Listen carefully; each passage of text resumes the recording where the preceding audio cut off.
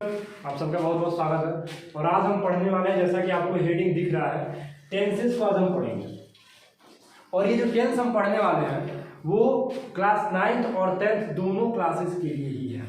यहाँ तक कि हम इसमें बेसिक चीज़ों को भी बताएंगे। और जो रियलिटी है कि वास्तव में जब आप इसको पूरा आप एक एक पार्ट को जब आप पढ़ेंगे तो आपको जो आपका जो टेंस है ना, एक पढ़ने का, इसको समझने का मतलब पूरा नज़रिया ही बदल जाएगा आपका। तो आप बहुत ही अच्छे से इसको समझने का प्रयास कीजिएगा और एक एक बात जो मैं बताऊंगा उसको नोट भी करते चलिएगा। सबसे पहले जैसे जिस तरीके से मैं बताऊं कि सीबीएसई में जो टेंसेस से क्वेश्चन पूछे जाते हैं वो ट्रांसलेशन के बेसिस पे क्वेश्चन नहीं पूछे जाते हैं, मतलब उसमें ट्रांसलेशन से कोई मतलब नहीं होता है। तो अगर ट्रांसलेशन से मतलब हमको नहीं है, तो अगर हम उस चीज़ को हम पढ़ रहे हैं, उस टेंस को हम पढ़ रहे हैं, तो आप समझिएगा कि कितना क्या क्या इसमें इंपॉर्टेंट होने वाला है, कैसे सीबीएसई हमसे क्वेश्चन टेंस से रिलेटेड पूछती है, उस पर हम चर्चा करेंगे।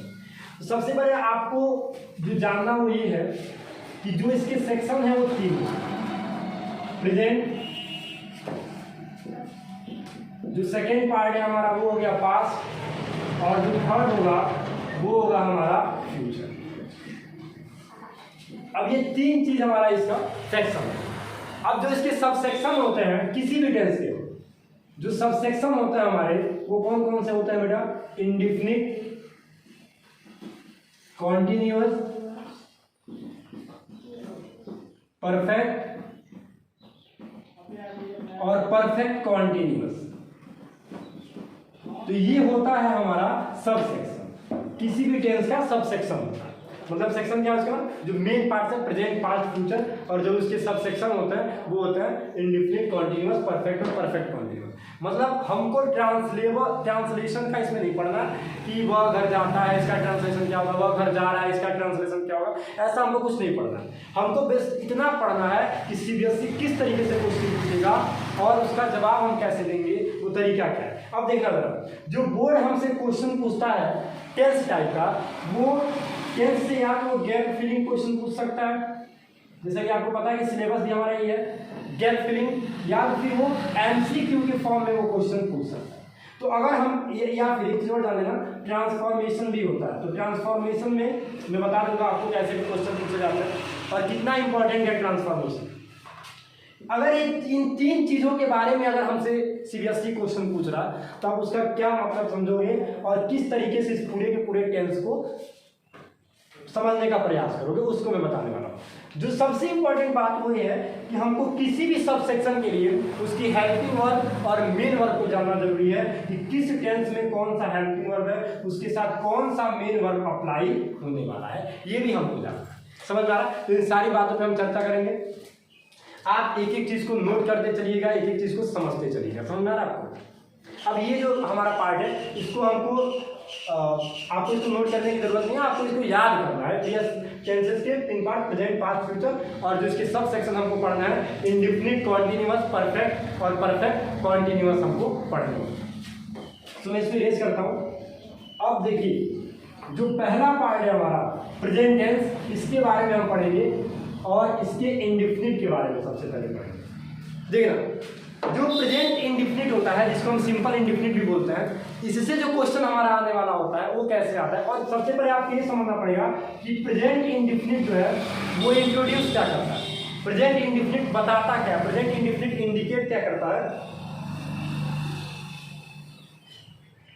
प्रेजेंट इंडेफिनिट इंडिकेट क्या करता है, इस चीज को आपको समझना है। देखिएगा, जो हमारे हैबिट्स होते हैं, जो डेली की हमारी दिनचर्या है, हैबिट्स है, या फिर जो यूनिवर्सल ट्रूथ है, जो यूनिवर्सल ट्रूथ होता है, या फिर जो प्रोवर्ब्स वगैरह होते हैं, ये सब के सब हमारे प्रेजेंट इंडेफिनिट में आते हैं। सब के सब हमारे प्रेजेंट इंडेफिनिट में आते हैं।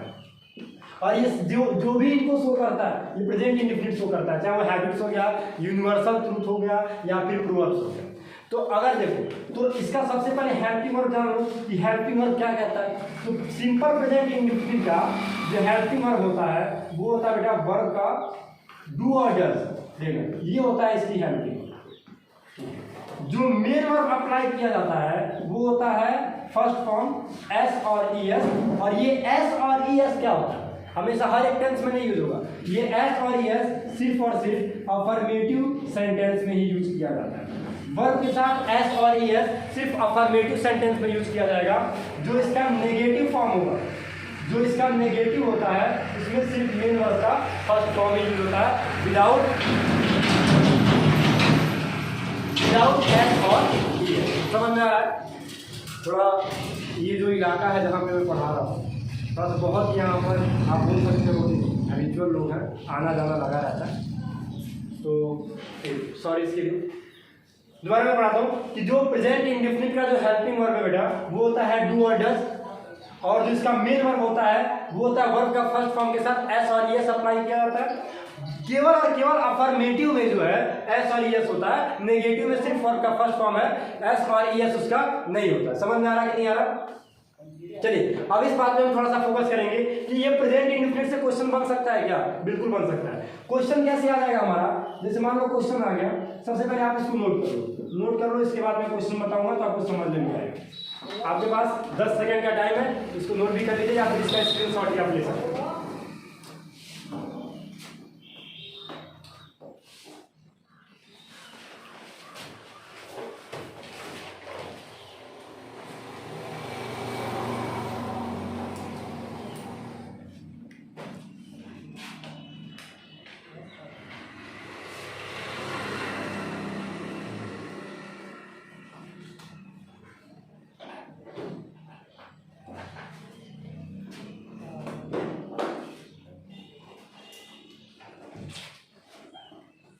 ओके, आई होप आप नोट कर लिए होंगे।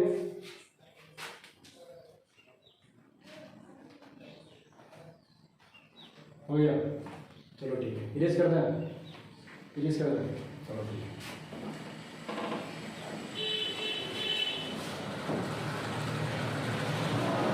अब देखना बेटा, अब हमको क्या समझना है, अब क्या समझना है हमको, इस चीज को थोड़ा फोकस करो कि अब ये कौन सा एक रूल होता है जो सिंपल प्रेजेंट टेंस से बहुत इंपॉर्टेंट रूल होता है, एरर फाइंड करने में वो आता है।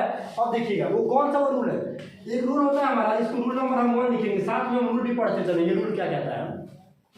अगर एडवर्ब ऑफ टाइम, मैं लिख दे रहा हूं, इफ एडवर्ब ऑफ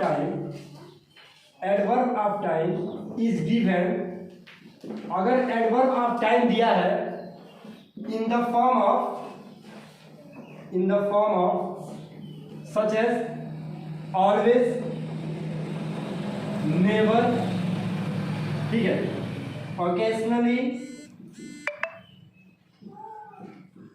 often। अगर किसी सेंटेंस में ऐसा आपको एडवर्ब नजर आ जाए कि ऑलवेज दिया हो, नेवर दिया हो, ऑकेजनली दिया हो या फिर ऑफन दिया हो, तो उनके साथ अगर कोई वर्ब अप्लाई करेगा बेटा, तो वो सिर्फ और सिर्फ जो अप्लाई करेगा वो सिंपल प्रेजेंट टेंस ही करने वाला है। मतलब कि इंडेफिनिट का वर्ब का फर्स्ट फॉर्म के साथ एस और एस यूज होगा। ठीक है। अच्छा, एक चीज और आप लोग समझ लीजिए, बहुत सारे बच्चों के अंदर ये डाउट भी होगा कि यार ये क्या सबके साथ हम एस और एस का यूज करते हैं क्या? नहीं, देखिए आप देखिए जरा, ही है, सी है, या फिर इट है, या फिर वो सिंगुलर नेम है, इनके साथ हम हमेशा वर्ब के साथ एस और एस का ऐड कर सकते हैं। अगर कोई इसके बाद कोई अगर सब्जेक्ट होता है तो उसके साथ हम एस और एस का यूज नहीं कर सकते। अब जरा समझना, अगर किसी सेंटेंस में ऑलवेज, नेवर या फिर ओकेजनली, ऑफन का यूज हुआ है तो उसको हम कैसे चेंज करेंगे, कैसे रूल इसका हम इस रूल को कैसे हम सॉल्व करेंगे, देखो क्वेश्चन कैसे बनता है। मैं यहाँ पे लिख रहा हूँ, क्वेश्चन हमको इस फॉर्म में बना सकता है। वो क्वेश्चन वो देगा कि आई ऑलवेज, ठीक है, आई ऑलवेज दे दिया वो आपको। अगर यहाँ पे उसने लिखा डैश कर दिया, ठीक है, और यहाँ पे उसने लिखा टेक रेस्ट, तो आप ये सोचना भैया ऑलवेज, नेवर, ओकेजनली, ऑफन का यूज जो होता है वो प्रेजेंट इंडेफिनिट में किया जाता है। तो हम यहाँ पर लिख देंगे आई ऑलवेज टेक रेस्ट। क्या लिखेंगे बेटा?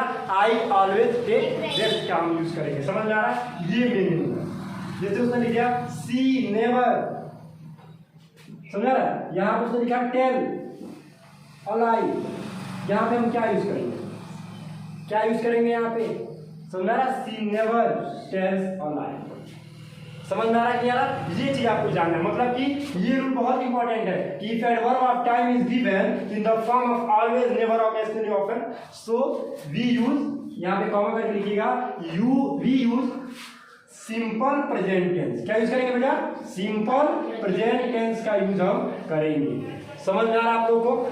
चलिए इस रूल को आप लोग नोट कर लीजिए, ये रूल बहुत इंपॉर्टेंट है, स्पेशली प्रेजेंट इंडेफिनिट से रिलेटेड। रूल को नोट कर लीजिएगा।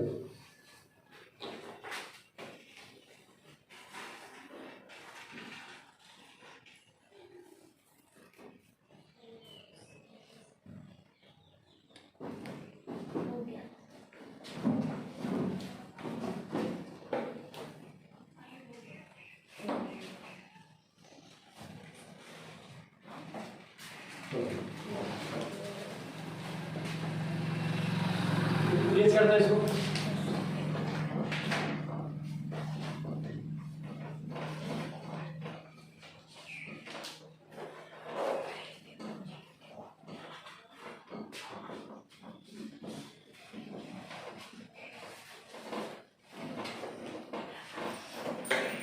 और देखना एक कॉन्टिन्यूअस की अगर हम बात करें बेटा, खत्म करता हम पढ़ते हैं कॉन्टिन्यूअस के बारे में, तो थोड़ा सा कॉन्टिन्यूअस पे आप थोड़ा सा चर्चा कीजिएगा।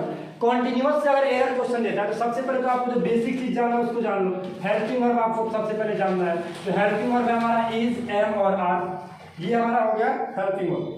अगर इसका जो मेन वर्ब होता है बेटा, मेन वर्ब इसके साथ हमेशा आईएनजी फॉर्म को डिनोट करता है।